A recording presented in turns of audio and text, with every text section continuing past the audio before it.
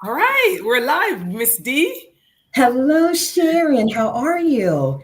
I am tickled pink because you and I have been LinkedIn buddies for about 4 years now, and we've Mhm. chatted on LinkedIn, we've chatted on the telephone, but we've never actually seen each other face to Never. face live. So I feel like I am meeting an old friend with a wonderful story for after such a long time. So it's so good to have you here, Dee, on our show today. Thank you so much, Sharon, for having me on your platform with Total Health Oncology. I am super excited to be here today. Yes, and we're gonna jump right in because I know that when we talk on the phone, we go for an hour, and I Yeah. know we only have about 15 minutes today. Yes. And I wanted to get your story in. It's so much all about you. I'm going to read a little bit of your background. Okay. Dee is a patient co-creation council member for a huge pharmaceutical company, a mentor for Twist Out Cancer, a Toastmaster, and a member of Wanderful, a global travel women's group. Dee has traveled to Singapore, Switzerland, Florida to participate as panelist for breast cancer. Her personal travels have taken her to many Caribbean destinations, including Barbados, Aruba, Jamaica, Mexico, Alaska, and many other places. She was awarded as one of Susan G. Komen's 2007 Outstanding Breast Cancer Survivors at a ceremony held in Philadelphia, Pennsylvania, and has been featured in many newspapers, podcasts, and other media regarding breast cancer. But what I'm most excited about, Dee, today, we titled our talk today Thriving, not just surviving. Right. I Yes. first met you online about 4 years ago. Like I said, you at that time was a 12-year survivor. Hmm. And what was impressive to me was your attitude. You were thriving then, and you just had a huge enthusiasm for giving back. So I wanted to take us back to when you first got the news that you had breast cancer and what happened after that, because I know I want to touch on the clinical trial and how that impacted your life. So Okay. to you now. Okay. Thank you, Sharon. Hello, everyone. I am Dee Burrell. I am a 16-year breast cancer survivor. So you can imagine what life was for me. Number one, being diagnosed at the age of 50. Yeah. That was so frightening for me, 50 years old and hearing the words, you have breast cancer. I had been in perfect health for all my life, just like most of us, a common cold. But one of the things that I always made a practice to do, I worked in a school system. So at the end of the school year, I would always get my mammograms because in December was the start of our or our winter vacations in school. So I thought, okay, I'm going to get my mammograms in December and then go off on my vacation. I've done it many, many years. But this one particular year, I had my mammogram, and then I went to Mexico. And I'm on vacation to Mexico, and my cell phone is just ringing off the hook with a 609 number. I can tell you, I knew immediately what that was because I had just had the mammogram. My family would not have called me unless it was dire emergency. But to get that 609 number flashing on my phone, it was frightening. Mhm. I decided that I wasn't going to answer that call. I said, I'm going to enjoy my vacation and I will deal with this when I get back home. When I arrived home, I called the number and it was a breast surgeon. Yeah. Where have you been, Dee? We've been trying to reach you. Your mammogram came back abnormal. And I can tell you, audience, the rest has been history.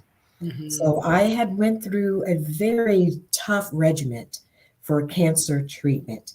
And my treatment included a lumpectomy, chemotherapy, radiation, and then I decided with the help of my oncologist to try a clinical trial, which Mhm. was a drug called Herceptin. So it was frightening for me. But now, 16 years later, I look back and I realize the people that are hearing those words now, the blessing for you with the advanced technology, Yes. because I didn't have the technology that you will have today. And that's often why I'm asked to speak, to show you someone 16 years ago. And I spend time talking with women that have battled cancer 20, 25 years ago, and they had it even tougher than what I did. So I'm happy to see that there is growth, so much growth in technology to help us with breast cancer. We don't often see the deaths that we used to see 16, 20 years ago. And I'm here to share with you that life gets better. Yeah. Once you're diagnosed, it will change your life. You That will is, never be the same. You will look at life a lot different. But my advice to you is now be good to people, live good, live a good life. Because I've often shared this with my oncologist that I have noticed that if you are a mean spirited, not happy person and you get diagnosed with cancer, that follows you through your cancer treatment. that is So correct. change the way that you're looking at life. Get rid of anything toxic, Mhm. whether it be people, places, or things. Get rid of it now. I have to agree with you. And I want to go back to your clinical trial. My partner in crime, who normally does a show with me, you see her picture in the corner up there, Sarah. She's the real, cancer biologist, cancer person. I mean, Mhm. she's the owner of Total Health Oncology. And she just made a notice that Herceptin is only available because Women United, patients advocated, and physicians had incredible stories like Dees, a powerful advocate. Yes. And we're big believers in that. We have a nonprofit that's going to be looking at things like clinical trial. And I want to ask you about that because there is I don't know if you know the statistics, but Black women's involvement, participation in clinical trial is woefully small. Yes. I am very impressed to know that 16 years ago, your doctor pointed you to a clinical trial because that's one of Mhm. the things that Sarah and myself, our company, were advocating for is like getting more Black women into clinical trials because we believe that the outcomes for Black women would be even better. We want to have Yes. Black women having outcomes like you on the norm, not what we're hearing now where they're dying 40%, higher Yes. than white women. Tell me, do you know how many other Black women were in your study, and what do you think? Why do you think your doctor recommended that clinical trial for you? I am going to go back and share with you, and it starts with your doctor, the Yeah. oncologist. I have have been on many platforms, and believe it or not, there are many Black women that had absolutely no idea. Mhm. My oncologist is the person that recommended that I try this clinical drug, this Herceptin drug. I guess I want to go back and say to you now, you want to have a relationship with your oncologist, your doctor. And if you walk into a doctor's office and that doctor treats you like a number at a deli line, I am the first to shake his or her hand and say thank you because you're going to be with that person for quite a long time. Right. My oncologist spent a lot of time learning about breast cancer treatment. And that was one of the reasons that I went with him. I did a lot of research on this particular doctor because he was always traveling to Texas, going to different studies. And what really amazed me with him when I walked into the office, so you imagine you are getting a diagnosis that you have breast cancer. You're walking in your oncologist's office for the first time. You're scared to death. First Right. thing I'm thinking, I am going to die. Right. This is what won me with this oncologist. He had his white lab coat on and the pink ribbon. So when I walked in the office, he says, "Hi, Doretha. I am Dr. Robert Somer. You do not know me, but I know a little about you because I have your records.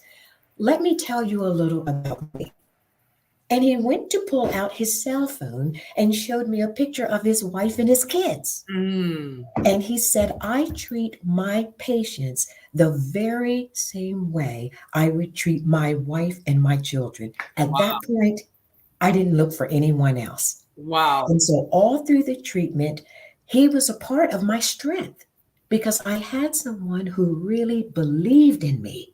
Yes. And this oncologist was treating 100 women every Tuesday and every Thursday in his office. There was a Wow. lot of women to treat. But it started for me with my trust in my doctor. Yeah. If I didn't have that trust, I am more than sure I wouldn't be here to talk with you today.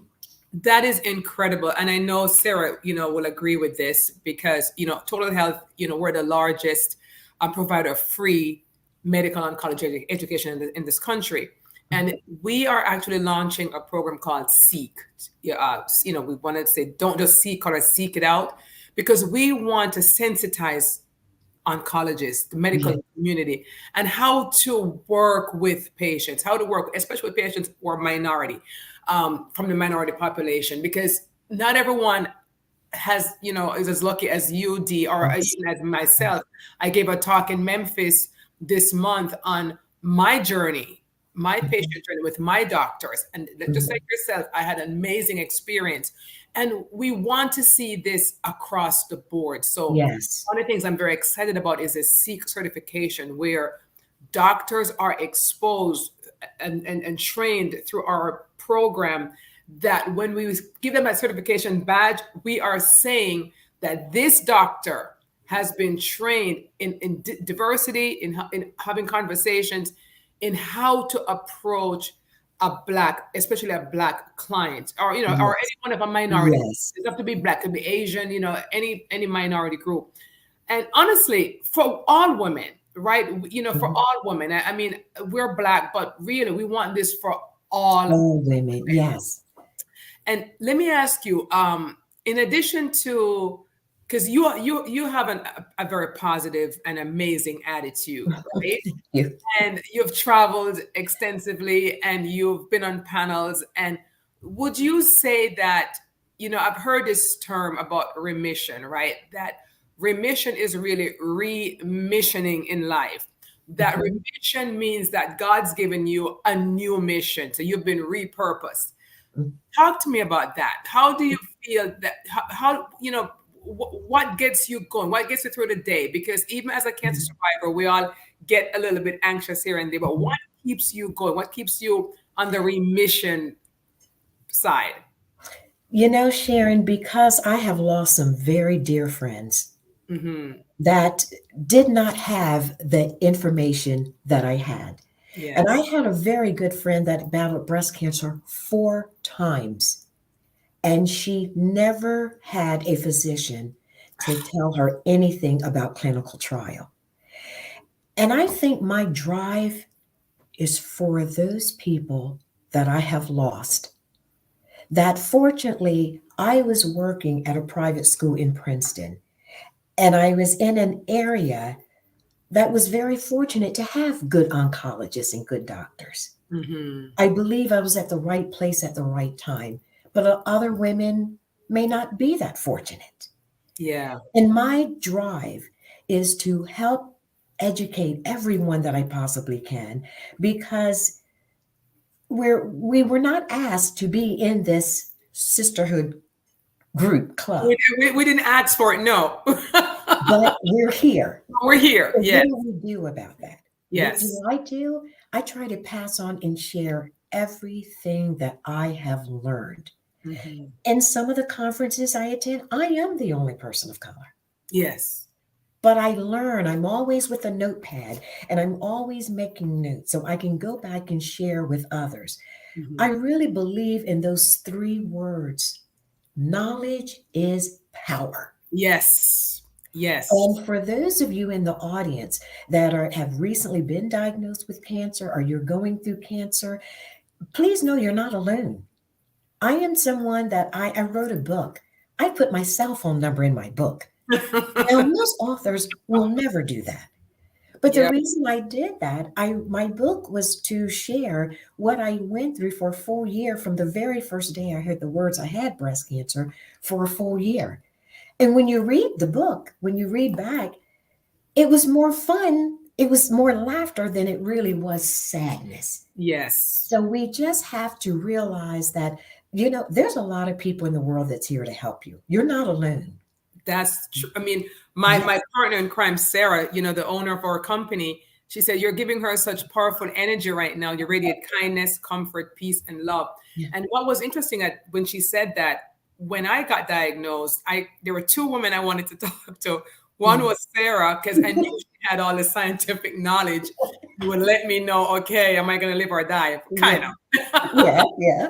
And then the other was you. I said, Dee, because we had met 3 years before I was even diagnosed. Mm-hmm. And just had struck up a good relationship and back and forth in our messages.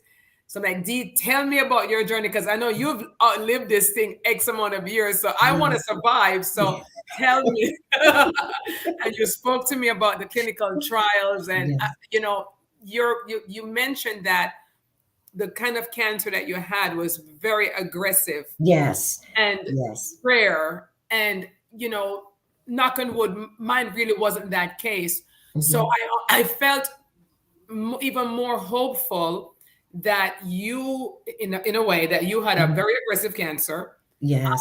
A later stage. But here you were at the time when I spoke to you last year. I think I had just gone through surgery. Mm-hmm. You were 15 years out.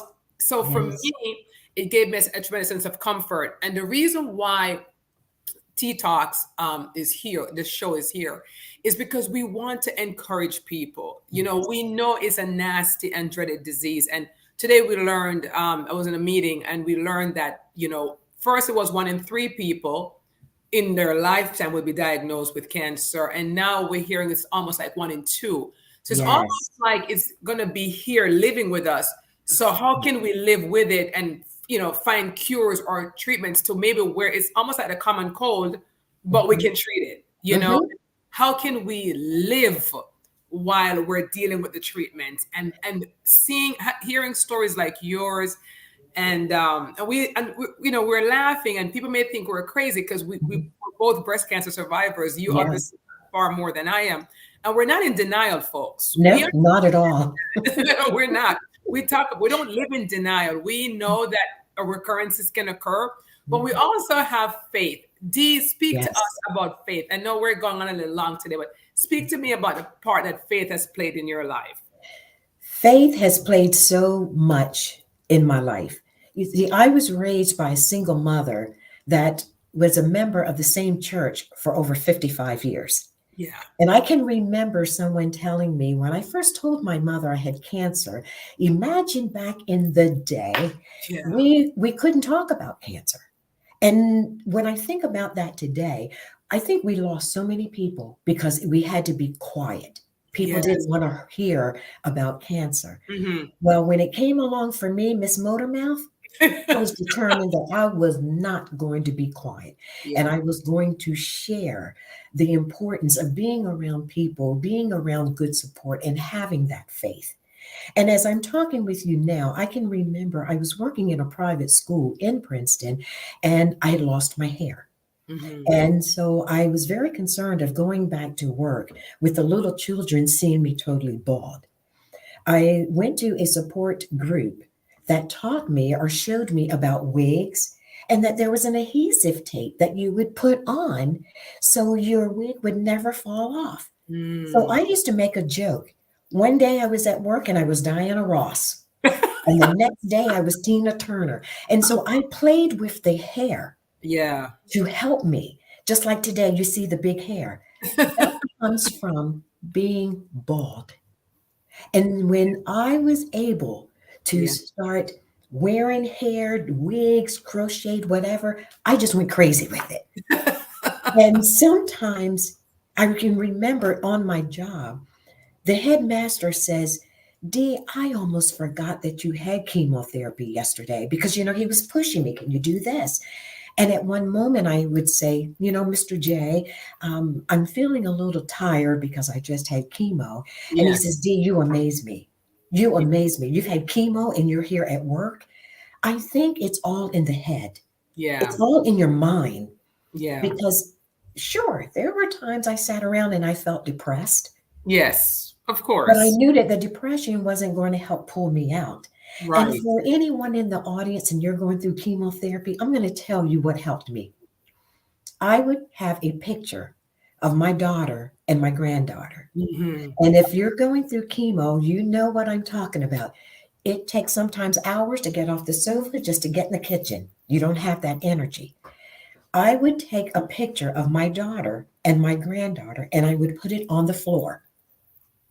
So every time, because I'm laying on the sofa exhausted, and Mm-hmm. every time I felt like I wanted to give up, those two pictures were facing me Mm-hmm. and they were my why.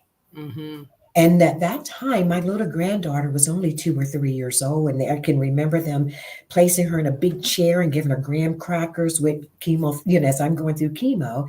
And believe it or not, to this day, she's passionate about breast cancer awareness. Yes. Yes. So it starts in your mind, your brain, and just know that, I guess, if there's any positive thing that I can share, please know that you're not alone. Well, What you're going through, there's so many of us, and we're here to help you in any way that we can. you have shared tremendous nuggets. I'm going to have one last question for you because one of the persons in our audience, Sammy Mansfield, we had her on the show.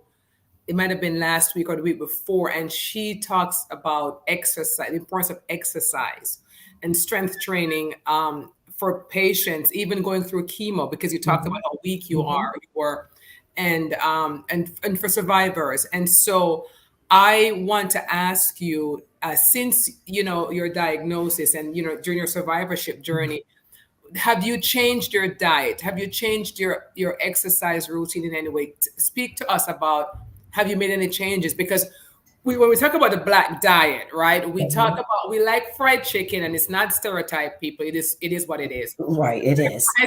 We like fried chicken and we love gravy and we love oxtails and stuff like that, right? Mhm, Things that aren't that great for you. Have you adjusted your, and also, some of us, we like our glass of red wine or whatever. mhm. Have you changed your diet in any way since that? To be honest, I have not. Okay. I know what is good for me. So, for example, I love a good burger. But where I used to eat that burger maybe twice a week, a good burger one day for a week or a month, that's good for me. Mm-hmm. But I like to walk, and my daughter is a yoga instructor. And so I've been spending a lot of time doing yoga. But it is important to change your diet. For me, again, back in those days, Yeah. it was very difficult. But I eat in moderation, and I Yeah. think that's probably the best way to do it. Mm-hmm. Don't deprive yourself, Mm-hmm. because when you're depriving yourself emotionally, that's going to get the best of you. But Yeah. know how to eat those things, those foods in moderation. I do enjoy eating vegetables, and I got an air fryer. And so I eat a lot more vegetables, produce now than Mm-hmm. probably what I ever did. Yeah. So, just continue, as my oncologist used to say, live your life, but know your limit. Well said. Well said. Yes. And finally, tell us a little bit, as I know you talk to me every time you speak to me, speaking about your granddaughter. We know that's your major why, your daughter and your granddaughter. So, in our closing minute here, I know that you're flying out to see your granddaughter in college soon. And I know that they have been your constant why. And we had a show, might have been this week, where we talked about the importance of purpose. And Mm, purpose, when you are a cancer survivor or you're going through treatment or you just have the diagnosis, the idea is to think of something or someone that's bigger than what you're going through. mhm. And we know about faith, of course, but Yes. for many people, it's really their children, or they're Mhm. usually their children or their grandchildren. And I know for you, as you said, when you couldn't get up off that chair, just Mhm. having the picture of your granddaughter, who was only 3 at the time, she's now 19. I know we talked about that earlier, and your daughter, who was an educator, that was your why. And so, Yes.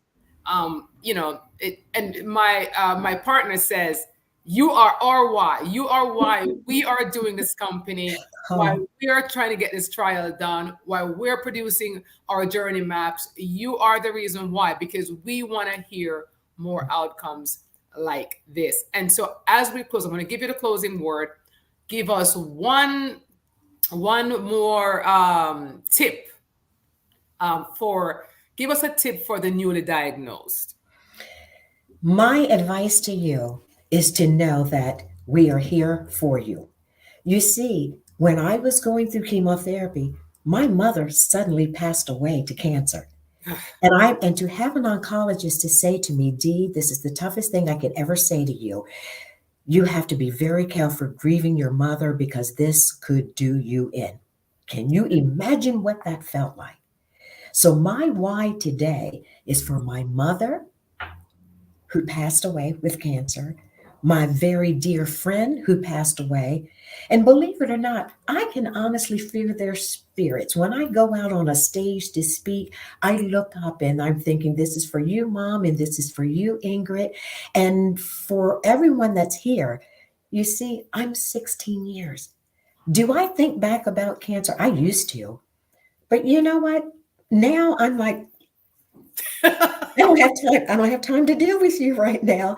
There's too many other people that need me. And Yes. so my purpose, the good Lord left me here for a reason. And my reason is for you. So Amen if to you that. need someone to talk to, I'm here. Sharon knows how to reach me.